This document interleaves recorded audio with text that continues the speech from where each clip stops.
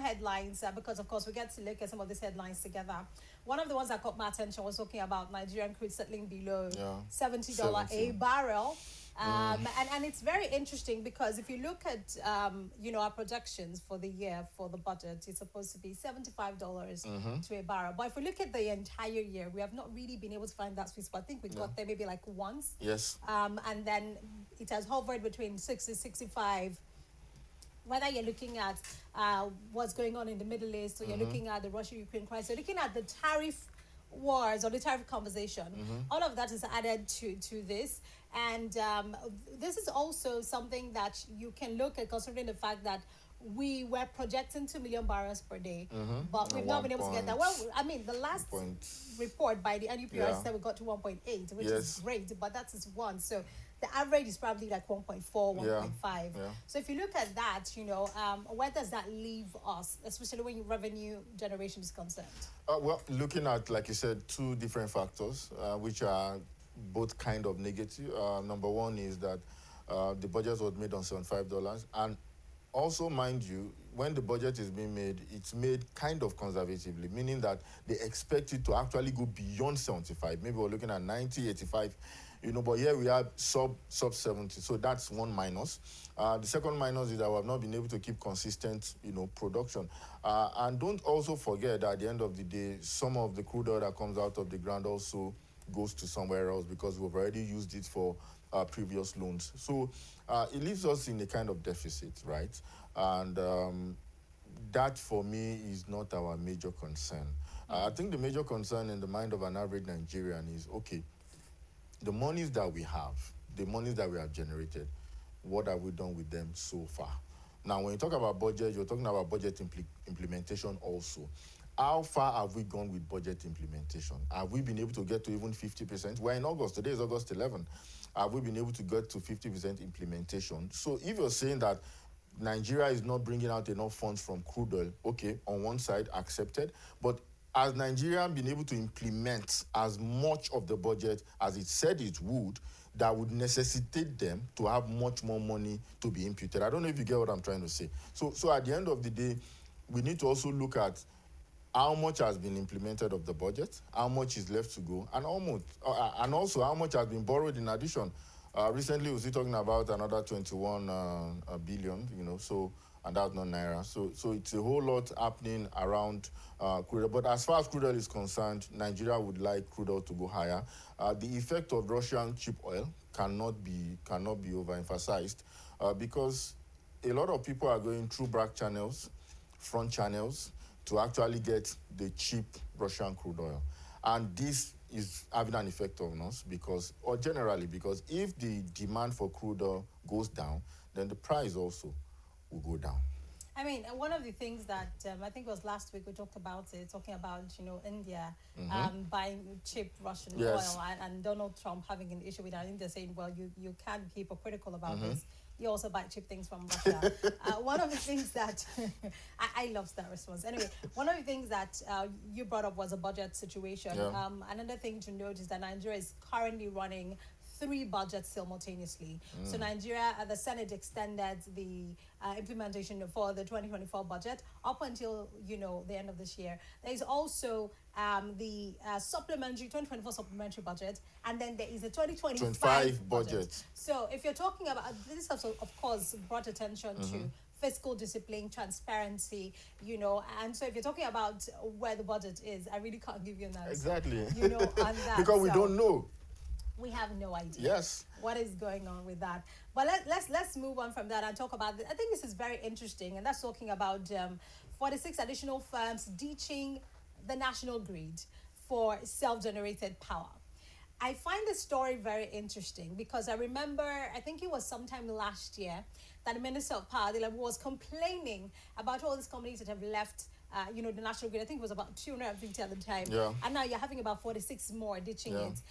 One of the things that has come with this new administration was that first, we had the former president, the late former president, Muhammadu Buhari, moving the power from the from to the concurrent list from the exclusive list, Yes, right? yes. And then you had this president signing the Electricity Act when he came in 2023. So that has, of course, given rise to a lot of companies and schools and Alternatives. hospitals Yeah. to generate their own power, because they feel like, you know what, we can't trust the grid. Last year, the grid collapsed 12 times. So we can't trust the grid. We They'll can pour it generate our water own power. to wake up again. We might as well just do this ourselves, which is what they have been doing. You have 46 more firms deciding that, you know what, we can generate our power. I mean, and NERC was the one who released this information saying that they were able to generate that, but they gave licenses to these firms. As long as they're not selling to a third party, they can generate for use for themselves. And you have a lot of industries and factories deciding to tour this line. But what does it portend for the national grid in itself if everybody's moving away from it? Faith, I like this particular topic because, like you said, it's very interesting. I, being a trained engineer, now in financial analysis, but I actually read engineering, production, mechanical engineering, and I have worked in factories before in Nigeria. And if you have not been in a factory, you might not understand what constant, undiluted electricity supply is to a factory. Now, for example, one of the factories I worked in was a Doyin factory in Agbara in Lagos in 2001. And in that factory, we had furnaces. We had 3 furnaces. Now, those furnaces are only shut down when you want to rebuild them. The moment you put off a furnace, you are done with that furnace because it will crack. Now, as at 2001, we were not using we were not using government, we were not using grid power. We were on 4 different generators in the whole of the factory that alternates for 24 hours. The reason is because manufacturing can be a very sensitive process. And nobody will want to gamble the life of their machineries because of not having an alternative power source. So people leaving does not mean that they don't want to actually be patriotic. Does not mean that, because it's actually cheaper to be on the grid. But if you compare it to the loss of your machineries, it is cheaper to have alternative power source. So this is the major thing. You can never see any country in the history of industrialization that power does not play a major role. If power is not fixed, what are we talking? We shouldn't even be talking about production. And that is why you see that apart from some that are ditching, moving to alternative power, some are also leaving the country not because they want to go to the Western. No, they are going to other African countries because they want to be able to maintain their production and also reduce the cost of production. At the end of the day, these products will find their way back to Nigeria because this is where we have the market. Nigeria has the market. So I think government for a long time should have declared a state of emergency on the steadiness of power. I'm not talking about today we have power everywhere, tomorrow there's no. Let there be this constant. Let us be able to say, we have celebrated 1 month, we have celebrated 2 months, and let anybody that does not have power in the area come and say, we don't have power. This, I feel, is a very, very important point. That is 1. 2, if you look at the alternative source of power, you'll find out that people can actually now predict and schedule. What do I mean by this? If I have a small factory and I want that factory to run for 2 weeks and we take a break for 2 weeks, I can schedule my power that way. Is it solar? Is it whatever? We run our production, we cut. But with the grid, you never really know. You never know when it will go off. There's no warning, there's no signal, there's nothing. It just goes off, and that can be detrimental to any manufacturing company. I mean, one of the things that you have some experts, the Minister also decried it. He was talking about the fact that many of the grid collapses that we have can be easily traced to consumers, this bulk consumer, because they are bulk electricity consumers leaving the grid. So it makes the demand of the grid unstable. Unstable, yeah. And so when they leave, you have a lot more grid collapse, you have a lot more issues. But what is the alternative? So it would have been better to have them on the grid because then you can also guarantee grid stability. But does grid stability, does it translate to steady power supply? In the past, no. Secondly, I personally feel that having a grid in a country is a security issue. Yeah, because your power supply cannot be coming from one source. I don't see any developed country or developing country having their power supply for a country coming from one source because you can make it an easy target. Yes. Okay, it can be sabotaged in any way. You've seen how many times it has collapsed. I'm not saying it's being sabotaged. I'm saying that you cannot leave something as important as power in one place, meaning that the government should have brought out a blueprint of this is how we are decentralizing power. That, okay, power will not be on one grid, we can have 12, we can have 14, and you will see that when we have it this way, efficiency will actually increase. Now, sorry, I know you want to say something. If you ask someone that, okay, do you want to put all your eggs in one trailer and bring it from Lagos to Abuja, or do you want to transport it 12 times? If you look at it logically and from a scientific point of view, I'd rather do it 12 times, because if there's any form of accident on the way, I'll only lose 1 all over 12 or 2 all over 12. But if for any reason that one has any problem, then everything goes off. I mean, one of the things that is also an issue here is the fact that we have the Electricity Act that has been signed. And the Electricity Act is giving the power to, whether it is private, individuals, the power. whether it is private individuals, companies, or states, the ability to actually do this. So this was something that should have been foreseen for the grid in the first place. That if you're signing an Electricity Act that is divesting this, you're going to have a lot more people divest, and you should prepare for it. And so telling us that that is the problem why you have grid collapse also means that you did not take into cognizance the effect of this Electricity Act in the first place. Yes. So is that the fault of the bulk consumers that are leaving, or your fault for not, preparing for this? Like a particular situation in Lagos recently concerning coastal, where they were acting of the environmental impact assessment. That was it done. If it was done, you should have seen this and this. I think it's the same thing with this. If before you sign that act, before pushing it out, you should have considered, and I want to believe that the government we have and the people actually did consider. So if you actually considered it, then why are we crying? Because we should have been expecting this, and I think it's going to happen more, because what is going on in the world right now is that there is even more globalization going on. What I mean by that is that we're having more remote work. What that translates into is that I can be in Nigeria and be working for a company in Canada, meaning that I don't really have to be tied to a spot in Nigeria. So if Akwa Ibom has better power supply, I'd rather go there, which means that Akwa Ibom now will be running to even push out better infrastructures at the end of the day to attract more people to work from their state and actually patronize, businesses there. So at the end of the day, more is going to happen. And we need to be, now that we have known that it is causing, or according to me, it's causing grid being unstable, then we should, what can we start doing now? Now should be the next best time for them to start planning on what exactly to do. So the plan to try to lure these people back and make sure that they are part of the grid, because they're supposed to be anchor tenants, that's a word being used. Do you think that they should jettison, because they're trying to lure them back, come back the to question the grid? is, what are you going to use to lure them? But that's the question. I also want them to be back there for whatever reason, but let's look at it from a business point of view. Let's say I'm a small business, I have my generator, I can put it on anytime, and I'm sure that when that generator is working, it will not disappoint me. It's a little bit more expensive. Now, if you're saying I should come back, there are two things you have to guarantee me. Number one, cost. Is it going to be cheaper for me?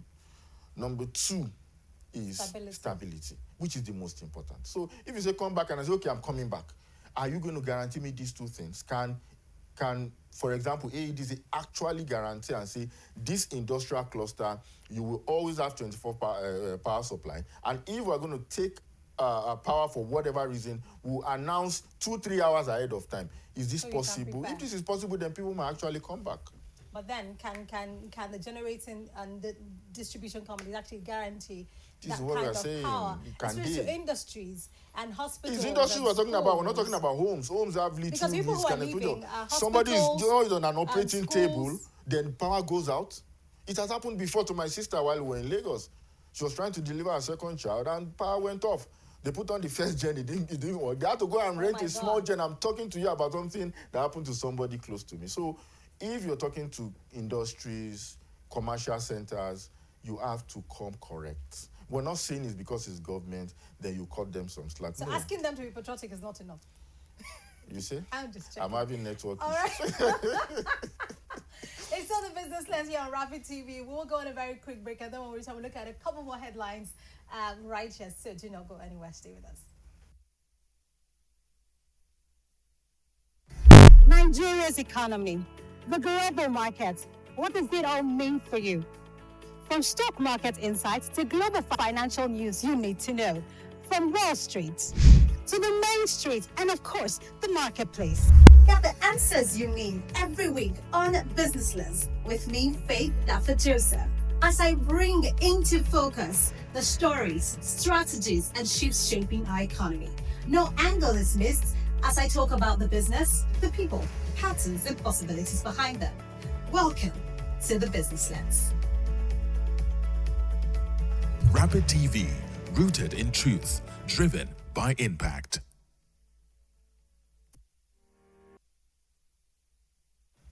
All right, you're still watching Business Lens on Rapid TV this Monday morning, and let's go on to some other headlines that we're looking at, where the world of business, the economy, and finance is concerned. And yes, I still have my analysts here helping us unpack all of these stories and these issues.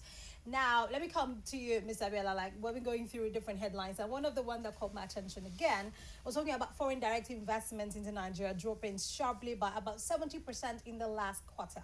So what it also means is that even though we have seen a lot of capital importation into the country, FDIs have actually dropped.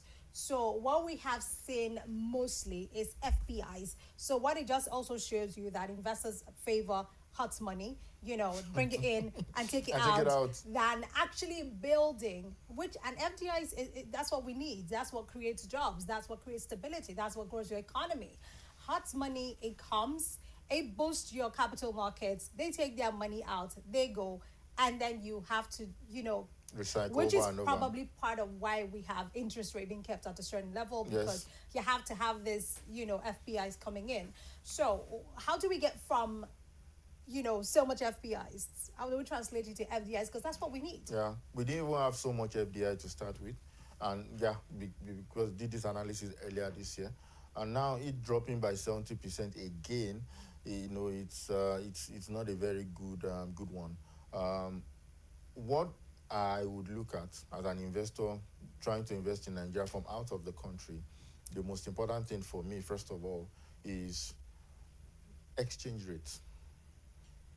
First of all, I look at exchange rate that, okay, if I push in $1 billion into the Nigeria economy and it turns around in Naira and becomes ×2, when I want to pull it out, is exchange rate going to take its own portion? That's number one. Number two is what we just finished discussing, power. Infrastructure, which is a whole lot. Number three is, does our economy actually respond to fundamentals? Okay. What I mean by that is this. I can sit down here as a trader and be trading on the China economy, trading on the US economy, because I know that when certain things happen, the currency reacts in certain ways, which also affects the economy. But in the history of Nigeria, at least in the past 20 years that I've studied, it is very hard to pinpoint times where fundamentals actually affect the currency fluctuations, meaning that there is a divorce, kind of, between the currency price and what actually goes on in the country. All this might be like, what does it matter? It matters a lot to an investor from outside the country. Number four is the policies. Are the policies now stable? Can somebody wake up and say, I've taken back this land from you, even after you've gotten it properly? All this creates fear, some form of fear in investors that actually want, because these FDIs we're talking about might not be just one bagger. We're talking about thousands of 500,000 here, 1 million here, 2 million here, 3 million here. At the end of the day, cumulating to this, and it goes to different states. Usually, they will now. So the fear are policies remaining stable. Okay, so that government does not keep changing policies. Does the rule of law actually hold supreme? Very important. Also, we're looking at exchange rate fluctuations, and we're also looking at infrastructure. If these things are quietly being improved, I'm telling you, what about security? I think that's the elephant in the room. So I thought everybody should know that, because if you look at some areas in Nigeria, people don't even think about going there. And security issue has been the reason why some people actually say, I'm leaving Nigeria. Every other thing is fine by them, but security. I read a story of a particular farmer, I think in South, last year or last 2 years, that they were having serious security issues on the plantation. I'll try and remember what particular story. And because of that, the CEO was stating that, see how much we have lost, that they informed the authorities, but at the end of the day, they were not able to guarantee the security of their staff and everybody on the plantation. So you can see it's a whole lot, right? But we don't need to even finish doing everything. By the time we pick one or two, you see that FDI is, because the capacity of Nigeria to attract FDI, if we do everything on this table that I've mentioned, we're talking about billions and billions every month. But let's even start from somewhere. I mean, if you're looking at attracting the FDIs, the most of the work is actually that of fiscal authorities, right? So you see the CBN grappling with this and trying to make sure that money comes in through FBIs, and then you see increase in interest rates and holding interest rates steady at a particular level, just to make sure that we get this hot money coming in. Where does that hold as well? Because one of the things that CBN always says, if you go through their communique that they put out after every MPC, is to say, well, we have done this and this and this. We're looking forward to the fiscal authorities doing this and this and this, to support this. And usually you have the fiscal authorities come and talk to you about how they're working with the monetary authorities. But you see that that's not really translating if you look at, the importation into the country. So what you're seeing is FPIs, not FDIs. We should actually be thankful to CBN for that. Well, does FPI actually help us on the long run? Foreign reserve?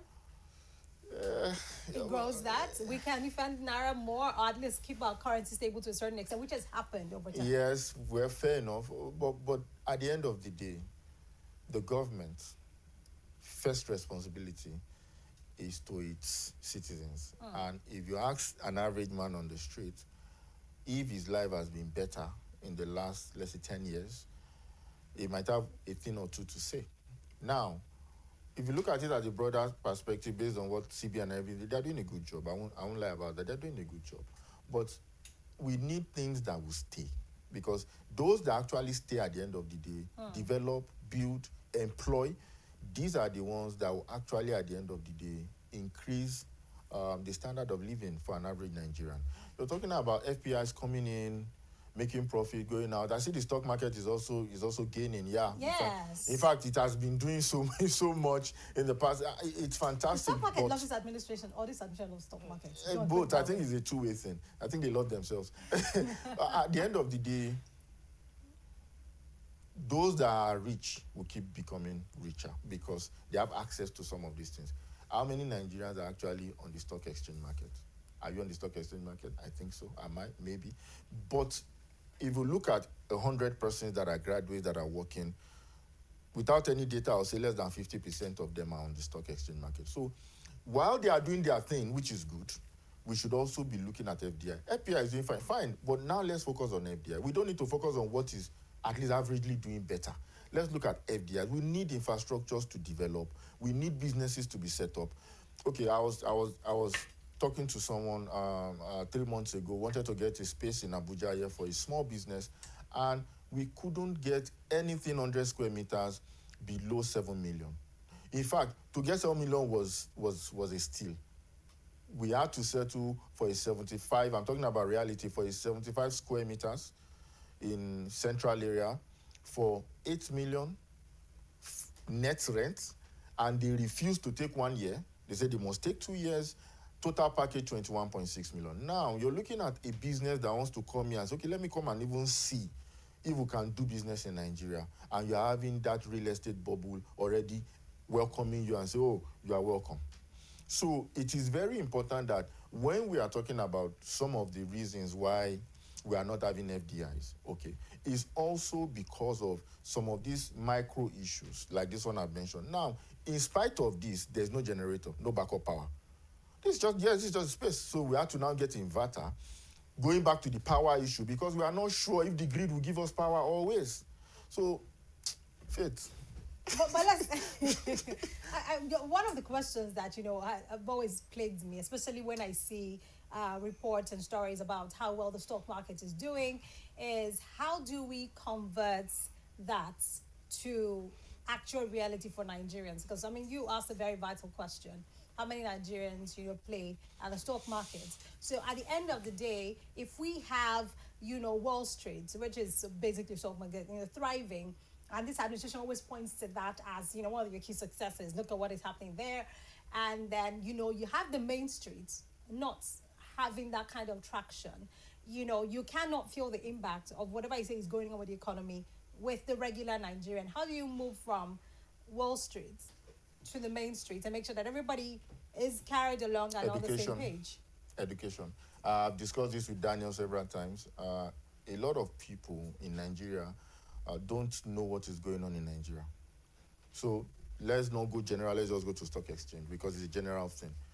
An average Nigerian is not educated in a lot of things. They went to school, they came out with first class, whatever, but they are not aware. They are not educated. So we need a whole lot of education. A lot of Nigerians don't know that there are financial literacy? Financial literacy. We're talking about people having much more stock seminars, symposiums, and all that. Because an average Nigerian wants to go to all these get-rich-quick scheme seminars and what have you. But if you tell, okay, sit down, let's talk about stock exchange, it becomes an issue. But we need to do more. The stock exchange needs to do more.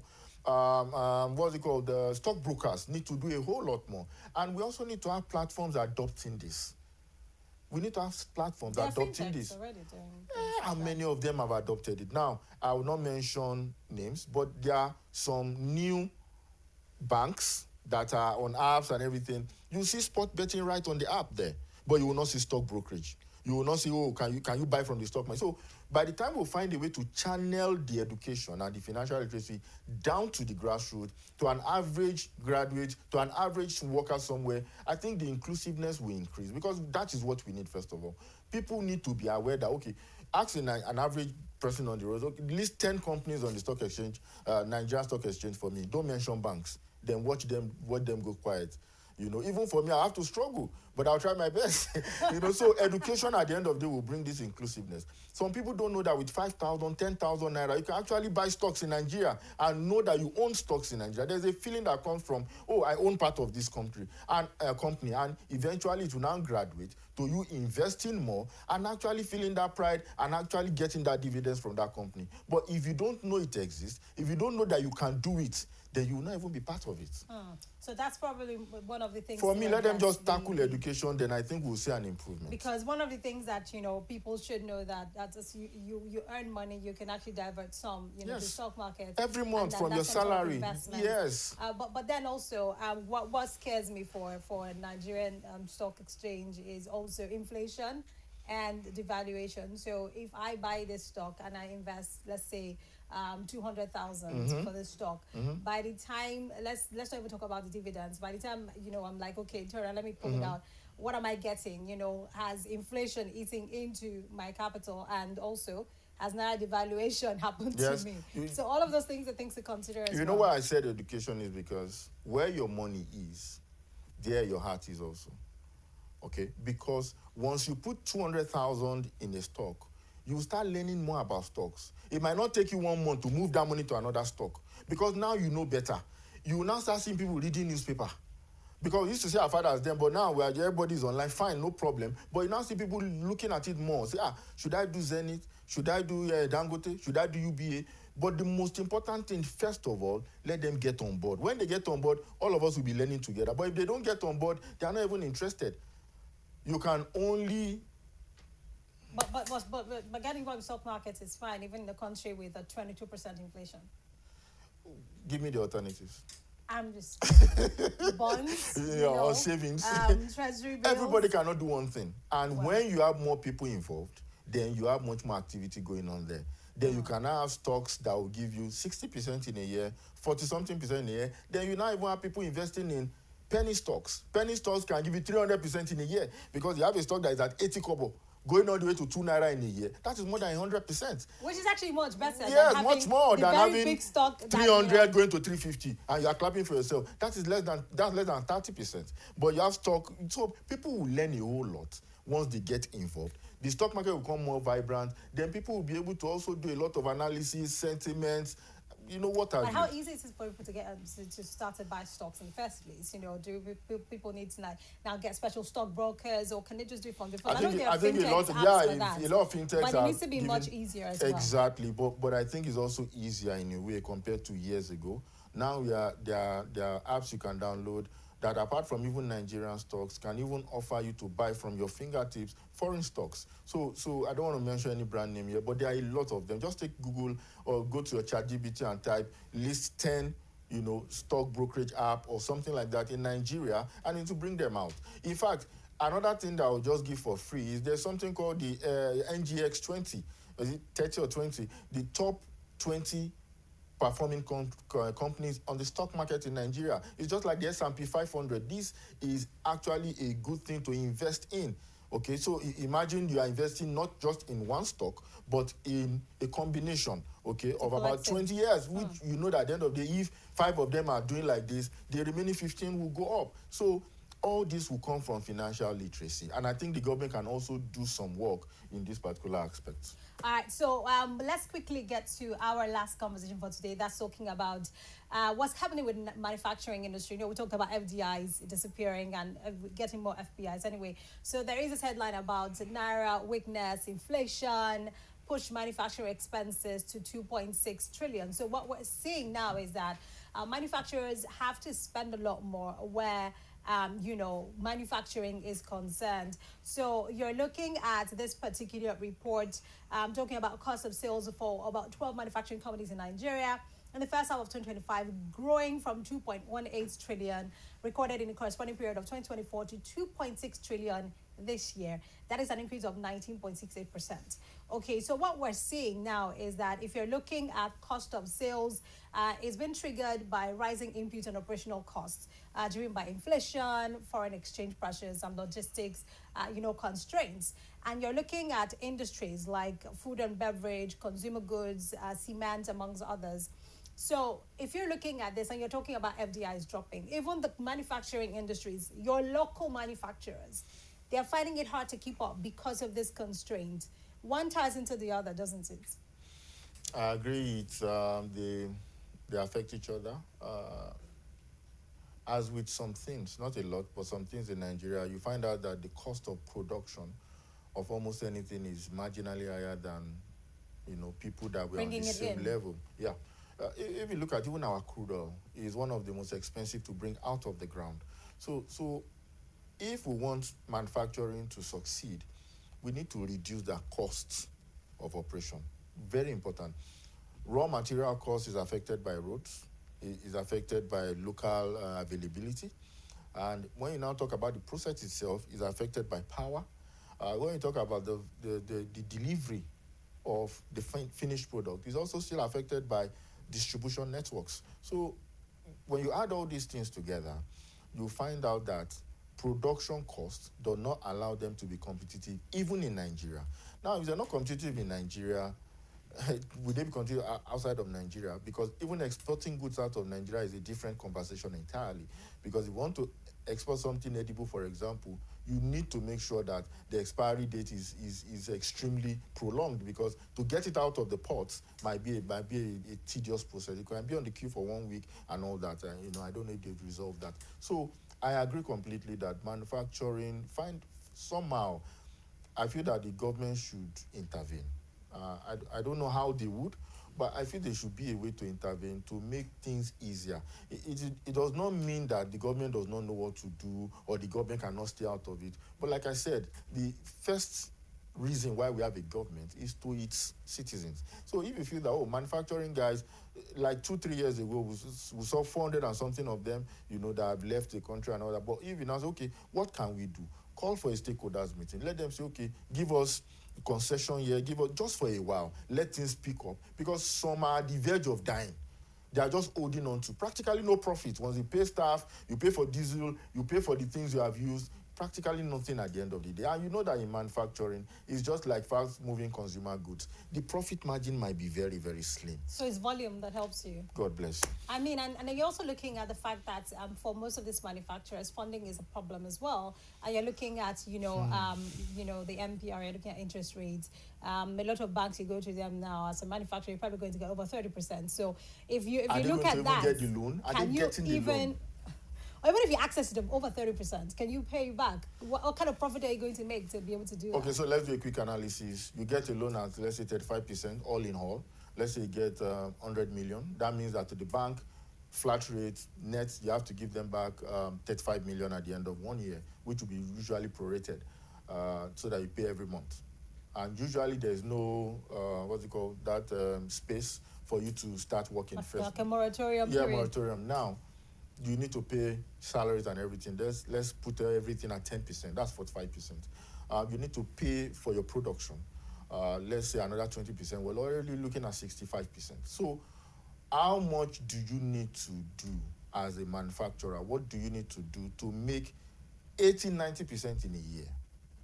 And you are guaranteed that you will make it. I don't think a lot of people would want to.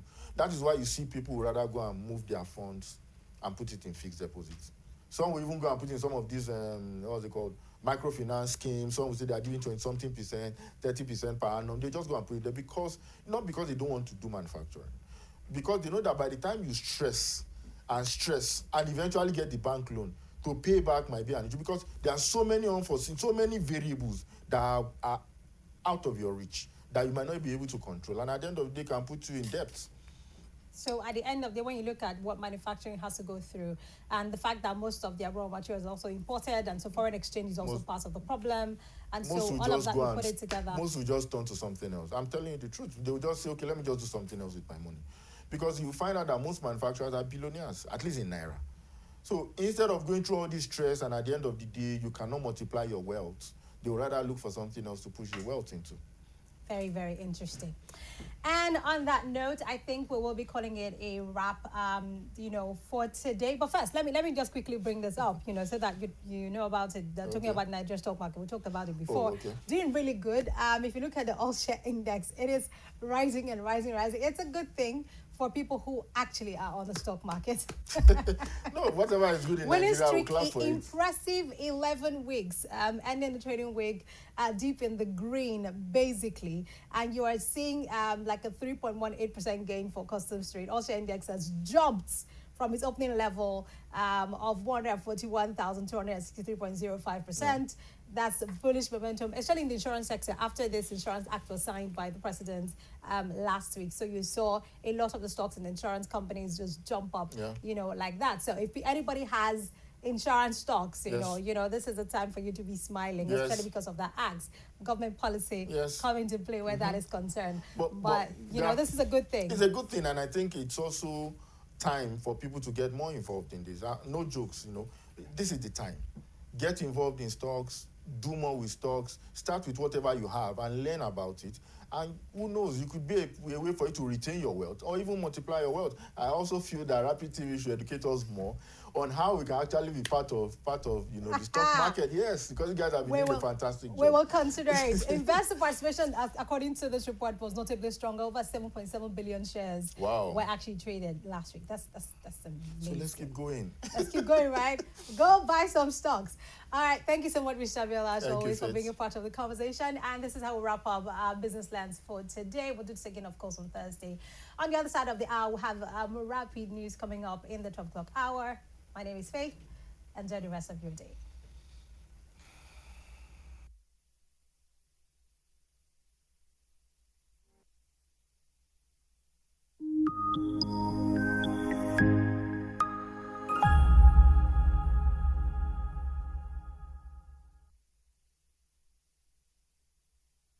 This is Rapid Broadcasting Network, RBN. We connect people, power stories, and amplify voices. On Rapid TV, we're rooted in culture and your window to the stories that matter. From news to lifestyle, we inform, entertain, and uplift. Join Rapid